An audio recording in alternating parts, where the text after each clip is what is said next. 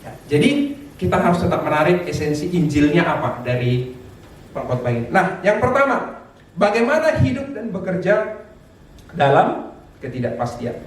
Coba tampilkan ayat 1. Nah, dikatakan di sini, lemparkanlah rotimu ke air, maka engkau akan mendapatkan kembali lama setelah itu. Coba bisa bayangkan, pernah ke kolam ya, punya roti tawar kotak gitu. Kalau dilemparin ke kolam, kira-kira gimana? Makan ikan. Ya, pasti dimakan ikan. Sebelum dimakan, oke, anggap nggak ada ikannya ya. Kira-kira rotinya akan bagaimana? Pecah dia ya. Ada yang ke sana, ada yang ke sini, ada yang ke sini, ada yang ke sini. Jadi ibaratnya, ya, kalau untuk menyatukannya lagi itu susah. Jadi Salomo sedang memberikan pedoman-pedoman di dalam bekerja, di dalam berusaha, berbisnis, ataupun melakukan kegiatan di dalam kehidupan sehari-hari. Di sini yang latar belakang budaya dari ayat ini adalah seorang petani, dia sudah panen. Biasanya ada 3 yang biasa dilakukan si petani. Kalau dia bisa langsung, misalnya gandum ya, dia bisa langsung olah jadi tepung buat makanan, betul ya. Nah, kedua, dia bisa tanam lagi dan dapat lebih banyak. Nah, yang ketiga, dia bisa jual, dia berdagang. Nah, jadi zaman itu ya, perdagangan adalah pakai kapal, ya kan? Pakai kapal. Jadi seorang pedagang petani ya, pebisnis ini ya, dia pasti harus kenal nih siapa nih saudagar kapalnya. Bro, aku titip daganganku ya, sekian karung gandum, sekian karung ini komoditasnya ini. Nanti ke negara ini berkapal, nanti di sana temuin ini, semuanya sudah jelas ya. Nah, ini suatu bisnis perdagangan yang penuh resiko, betul? Resikonya kira-kira apa? Di laut ada cumi-cumi raksasa. Wah, itu film banget ya. Tapi yang pasti kapalnya bisa karam, ya kan? Habislah semua titipannya, ya kan? Kedua, apa? Pembajak. Ketiga, bisa dicuri. Kita bisa list. Yang terakhir mungkin si teman partner di sana bisa curang. Atau pas nyampe di pelabuhan negara tujuan, bea cukainya macem-macem gitu. Aturannya terlalu ribet. Jadi seperti kita melemparkan roti ke air, lama kita kalau mau kumpulin lagi itu lama banget, bahkan cenderung gimana. Jadi berdagang pun itu ya, kalau dia tidak ada masalah, cuannya gede, ya, cuannya gede, untungnya besar. Jadi sekalipun ada ketidakpastian, saudara-saudara, di depan, tapi itu tidak menjadi dasar, tidak menjadi alasan pembenaran buat kita untuk tidak menabur. Bisa ngerti ya? Mungkin pernah dikhianati teman bisnis gitu kan, atau pernah ditipu ya, pernah ditipu atau pernah gagal gitu. Ada berbagai macam alasan buat kita untuk takut melakukan. Nah, ini dikonfirmasi di ayat 34. Coba baca lagi. Bila awan-awan serat mengandung hujan, maka hujan itu dicurahkannya ke atas bumi, dan bila pohon tumbang ke selatan atau ke utara, di tempat pohon itu jatuh, di situ ia tinggal terletak. Ayat 4. Siapa senantiasa memperhatikan angin tidak akan menabur, dan siapa senantiasa melihat awan tidak akan menuai. Nah, ini ayat ini mengkonfirmasi yang tadi ya. Kalau engkau terus, ini bagus gak ini cuacanya nih untuk berlayar? Wah, kayaknya angin-angin dikit, ntar dulu lah, tunggu tenang dulu lah lautnya gitu ya. Kitab inilah kitab hikmat ya. Jadi misalnya seperti ini, berarti ada tawaran pekerjaan begini, saya langsung ambil dong. Ya tunggu dulu ya. Pakai hikmat, berhikmat. Nah, di situ bagaimana kita menjalankan sebuah hikmat di dalam kita mengambil suatu menghadapi masa depan. Pertama, paling sederhana itu berdoa, ya kan? Kedua, kumpulkan informasi selengkap mungkin. Ketiga, sharing dengan orang yang bisa kita percaya, yang kira-kira menurut kita ini bisa dimintain nasihat. Minimal 3 ini.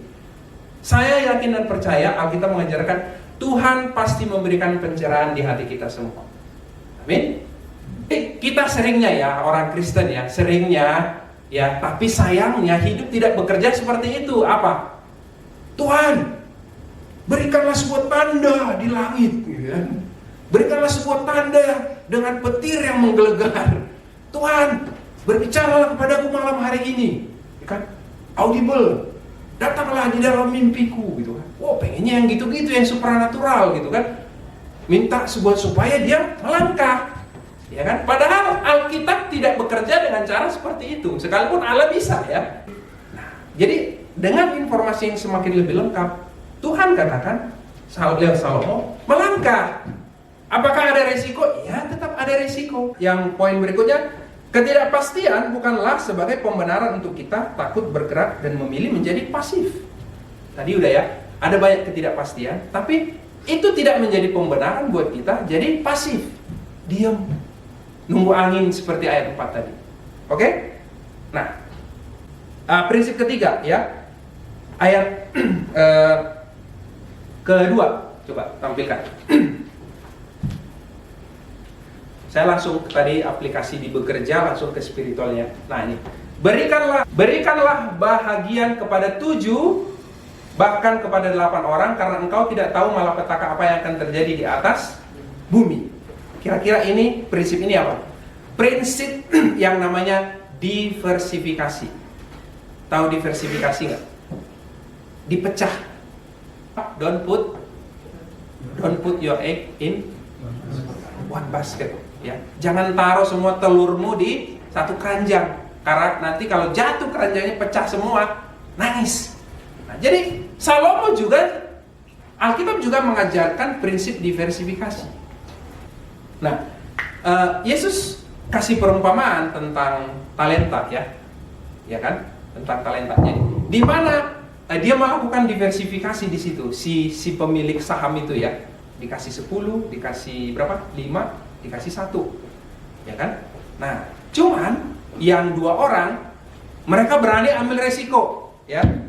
Mereka melakukan tindakan untuk melipat gandakan. Tapi yang 1, yang tadi ya, melanggar prinsip yang pertama tadi. Dia nggak berani, dia tanam itu si 1, dia tidak multiplikasi, ya. Dia bahkan untuk naruh di bank, makanya dibilang kan, harusnya kau taruh di bank supaya sesudah aku pulang aku dapat bunga. Bahkan bank pun dia nggak percaya. Ya, ini di perumpamaan itu ya. Nah, sekarang di dalam diversifikasi ini saya singgung tadi ya, kita harus bisa membedakan keserakahan dengan kesetiaan. Ya, jujur saudara, ada banyak orang menghadapi banyak masalah di dalam hal ekonomi keuangan karena driven. Dia berinvest, dia melakukan ingin berlipat ganda. Sebenarnya dia didorong oleh yang namanya keserakahan. Di dalam 1 Timotius 6 ayat 9-10 dikatakan, tetapi orang yang mau menjadi kaya tergoda, ini terjemahan bahasa Indonesia sehari-hari ya. Tetapi orang yang mau menjadi kaya tergoda dan terjerat oleh bermacam-macam keinginan yang bodoh dan yang merusak. Keinginan-keinginan itu membuat orang menjadi hancur dan celaka, ya. Sebab dari cinta akan uang timbul segala macam kejahatan. Ada sebagian orang yang mengejar uang sehingga sudah tidak menuruti lagi ajaran Kristen. Lalu mereka tertimpa banyak penderitaan yang menghancurkan hati mereka. Itu terjemahan bahasa Indonesia sehari-hari ya. Kalau jemaat yang dikasih Tuhan melihat beda, ini TB ya, terjemahan baru. Ya, jadi kita harus periksa lagi motivasi kita. Kita driven by money, driven by profit. Cek lagi. Tapi kesetiaan itu apa? Sedikit demi sedikit simpan, sedikit demi sedikit simpan, ya. Berdoa, cari hikmat Tuhan. Tuhan, ini kira-kira saya invest kemana ya? Saya invest kemana ya? Saya invest kemana? Betul-betul cari informasi, doakan, pelajari produk yang mau ditanam atau mau diinvestasikan. Ya, sama ya, ini prinsip spiritualnya sama ya, seperti tadi ya. Diversifikasi. Nah, ya sederhananya di dalam aspek spiritual waktu saya pelajari, betul ya, saya dulu ngalamin ya. Ada yang intinya diversifikasi dalam hidup ini adalah stewardship, ini adalah kesetiaan. Kita baca dulu ayatnya ya. Lukas 6 ayat 10-11. Ini bahasa Indonesia sehari-hari. Orang yang bias, orang yang bisa dipercaya dalam hal-hal kecil, bisa dipercaya juga dalam hal-hal besar. Tetapi orang yang tidak bisa dipercayai dalam hal-hal kecil, tidak bisa dipercaya juga dalam hal-hal besar. Jadi, kalau mengenai kekayaan dunia ini, kalian sudah tidak dapat dipercayai. Siapa yang mau mempercayakan kepadamu kekayaan rohani? Jadi, Yesus mengajarkan dan ini bicara holistik. Di dalam kehidupan spiritual bagaimana? Di dalam kehidupan life kita, ya kehidupan alam menghendaki kita balancing life. Ya. Jangan gara-gara pelayanan, gara-gara pekerjaan, istri anak terbengkalai. Atau saya kutip ini bagus ya, namanya Randy Alcorn. Dia penulis buku Money, Passion, and Eternity. Ya. Jadi ini menyinggung apa? Kita juga harus balas dalam Al-Giving. Randy Alcorn, kelimpahan bukanlah ketentuan Tuhan bagi saya untuk hidup dalam kemewahan. Oke? Itu, maksudnya kelimpahan itu bekalnya Tuhan bagiku untuk membantu hidup orang lain. Tuhan mempercayakan kepadaku uangnya bukan untuk membangun kerajaanku di bumi, tetapi untuk membangun kerajaannya di surga. Terlalu sering kita beranggapan bahwa Tuhan telah meningkatkan pendapatan kita untuk meningkatkan standar hidup kita, padahal tujuannya adalah untuk meningkatkan standar kemurahan hati kita. Wih, keren banget menurut saya. Ya. Jadi kita diberkati, jangan simpan sendiri, ngerti ya? Tapi bukan berarti boros, enggak juga. Ya makanya tadi butuh hikmat kan?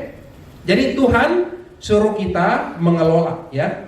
Dikasih berkat, kita harus kelola supaya jadi berkat, ya. Jadi tadi selain prinsip-prinsip tadi di dalam bekerja, di dalam berkuliah, di dalam kehidupan kita sehari-hari, itu bisa kita terapkan di dalam kehidupan spiritual kita juga. Karena jangan dikotomi ya, spiritual, yang sekuler gitu kan. Oh jangan ya, di dalam Alkitab tidak diajarkan dikotomi dibedakan. Oh di gereja saya harus tampil yang begini, oke, tapi di pekerjaan ganas gitu ya.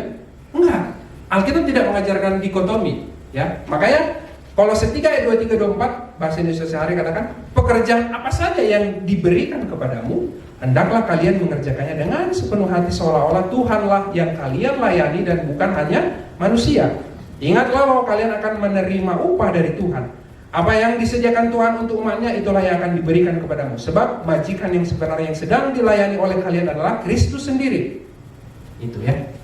Oke, jadi holistik ya. Jadi apapun yang kita kerjakan, mau itu tanda kutip spiritual, ke gereja, melayani, worship leader gitu kan. Tapi di giliran kita di pekerjaan, dengan karyawan kita tidak menunjukkan attitude kekristenan.